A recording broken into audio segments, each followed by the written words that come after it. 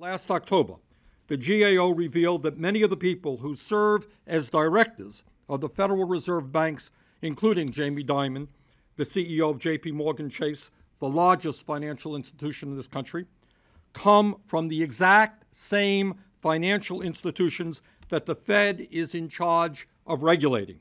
In other words, the people, quote unquote, regulating the banks are the exact same people who are being regulated.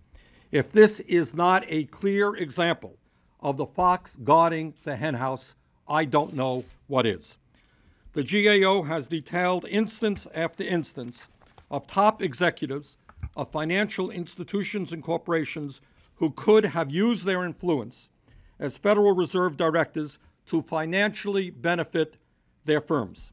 Specifically, the GAO found that at least 18 current and former Fed board members were affiliated with banks and companies that received emergency loans from the Federal Reserve during the financial crisis.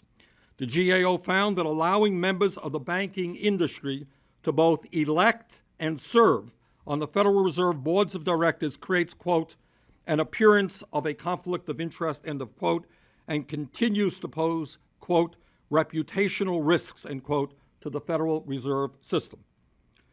The Federal Reserve is responsible for both supervising the financial service sector and deciding whether to provide bank holding companies low-interest loans through the discount window.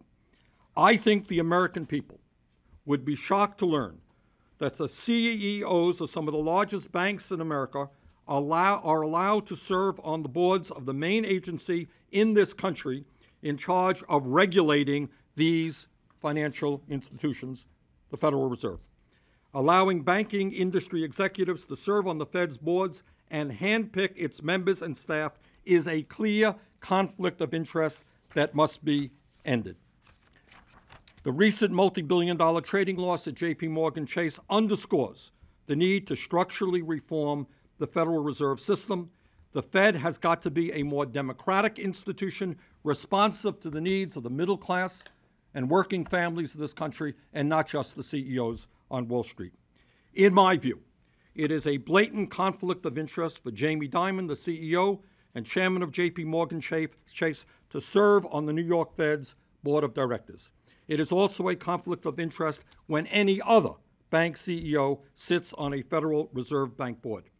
Interestingly enough, when Treasury Secretary Tim Geithner was asked last week if Jamie Dimon should step down from the board of the New York Fed, this is what Secretary Geithner said, and I quote, "It is very important, particularly given the damage caused by the crisis, that our system of oversight and safeguards and the enforcement authorities have not just the resources they need, but they are perceived to be above any political influence and have the independence and the ability to make sure these reforms are tough and effective so we protect the American people, again, from a crisis like this. And we're going to do that, we're going to do that," end of quote. I agree with the Secretary of the Treasury, but let me be very clear.